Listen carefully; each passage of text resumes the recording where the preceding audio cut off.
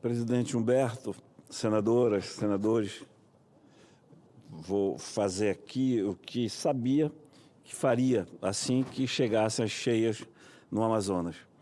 No tempo da inundação em Porto Alegre, eu alertei para o nosso problema da seca, da estiagem, e que depois da estiagem, com alguns meses de descanso, viriam as enchentes. E elas já começaram na região da Amazônia. Com as intensas chuvas que marcam esse período, já causam fortes danos. A BR-230M, que é a Transamazônica, já está em situação muito crítica. O aumento do nível do Rio Madeira e de seus afluentes em decorrência das intensas chuvas que começaram já a assolar o estado do Amazonas, atinge cidades de maior porte em termos regionais, como Maitá, por exemplo. Segue-se uma espécie de ritual. As cheias, assim como as secas, lá atrás. Todo ano vai ter na Amazônia, cheia e seca. Começam por comprometer a trafegabilidade, colocando em risco a segurança da população e afetando o abastecimento da região. Não vamos esquecer que o Amazonas conta com muito poucas estradas. Não dá para esquecer, eu estou aqui toda semana falando da BR-319. E pouquinhas delas internamente são asfaltadas. Assim, as cheias começam por isolar nossos cidadãos, sendo as primeiras vítimas os ribeirinhos. E nós recebemos vídeos e relatos de moradores que, diante da interdição da rodovia, estão sendo obrigados a utilizar barcos para se deslocar, atravessando trechos alagados, onde normalmente trafegariam de carro. Como eu disse, isso acontece todos os anos. A dúvida é se vai ser um pouco acima ou um pouco abaixo do que aconteceu no ano passado, tanto da estiagem quanto da cheia. E o abastecimento é o primeiro setor a sentir esse efeito.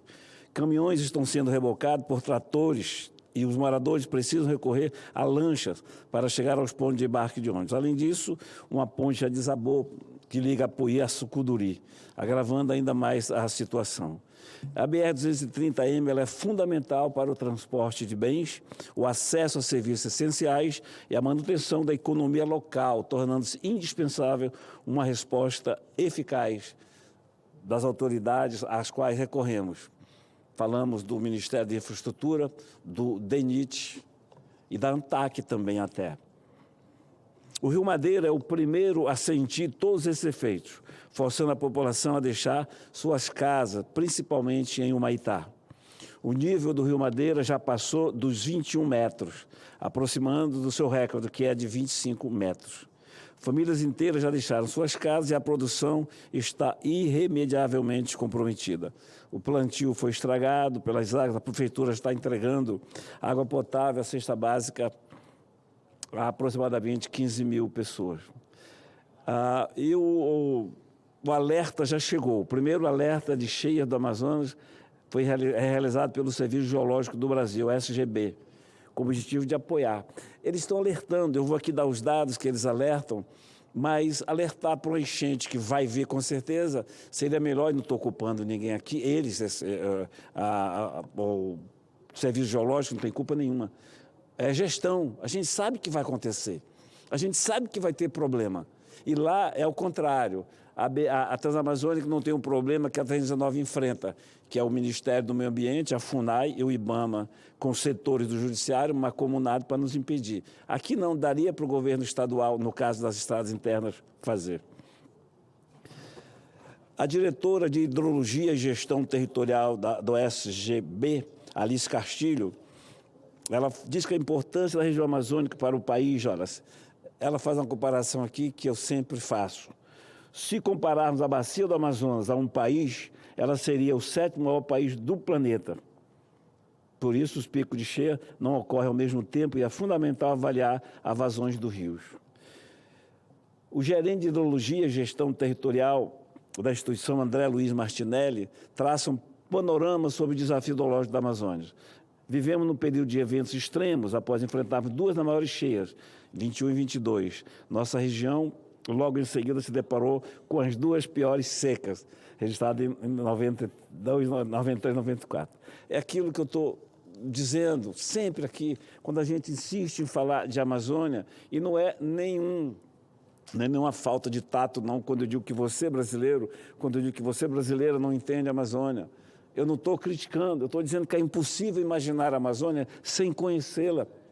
Por isso e daí a luta deste senador, a indignação deste senador quando fala das ONG ambientalistas, quando eu falo dos observatórios que só nos prejudicam, porque eles vão lá só com o intuito, fornecer, produzir notícias falsas, estudos mequetrefe. Em Manacapuru, a previsão do Rio Solimões é que atinja 19 metros, 47 centímetros. Vai chegar, talvez chegue no pior. Ainda falta, porque o pior, a maior que teve foi de 20 metros e 29. Taquatiara, a mesma coisa, lá já é o Rio Amazonas, né? Manacapuru, Solimões, lá já é o Rio Amazonas. Também a previsão é ruim. Parintins, uma cidade grande, a previsão também já está em estado de alerta. Portanto, aqui não estou fazendo nenhum alerta, porque já fiz isso várias vezes. Eu estou aqui reconhecendo a culpa dos nossos gestores, a culpa daqueles que têm a responsabilidade, a prerrogativa até de poder consertar isso. Todo ano tem. Todo ano vai vir. O regime na Amazônia é o regime das águas. Os rios na Amazônia comandam nossas vidas. Por isso que a gente precisa ter estradas que nos ligam ao Brasil, porque tem cheia e tem seca. Na seca não se navega, o abastecimento não chega a Manaus. No inverno, muita cheia. O navio chega, mas as casas, os ribeirinhos e até Manaus sofrem esse problema. Manaus está sofrendo, sim, desse problema e já começa a desabar. Já começa a desabar, não por causa da cheia em si, mas por causa das chuvas. Em abril, as chuvas devem permanecer acima da média. E o alerta está sendo feito. 28 municípios estão em situação de normalidade, 8 em atenção e 23 em alerta, com destaque para o Rio Madeira, Juruá, Purus e Alto Solimões.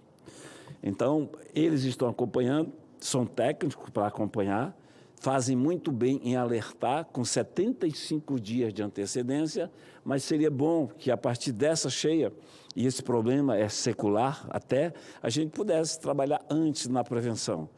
A gente sabe que o plantio, se a cheia vier o roçado, vai ser inundado, a plantio da melancia, do girimum, do milho vai ser prejudicada, da pimenta, a gente sabe. E em seguida, com alguns meses de descanso, vem a seca. E a gente sabe. É por isso que eu vou continuar sempre aqui. E pedindo sempre, não é nem pedindo desculpa, né? Pedindo que você que está ouvindo entenda por que esse senador do Amazonas, volta e meia volta, está aqui no plenário, fazendo críticas e indignados com essa gente, com esse profeta do Apocalipse, que prevêem um fim, que se a 319 for asfaltada, novas pandemias surgirão. O que surge a cada dia são esses falsos cientistas. O que surge a cada dia, o que prolifera a cada momento, são esses ambientalistas pagos por governos estrangeiros para isolar a Amazônia. Daí, mais uma vez, gritando aqui, chamando a atenção do Brasil para nós, do Amazonas. Cheia, precisamos de estradas. Não querem nos deixar. Daí eu entrei com essa ação no Supremo Tribunal Federal, está na mão do ministro Fux, a quem cabe dizer se nós somos brasileiros ou não. Porque se formos brasileiros iguais a você, temos o direito de ter a 319. Se ele disser que não, brasileiro não somos mais. Obrigado, presidente.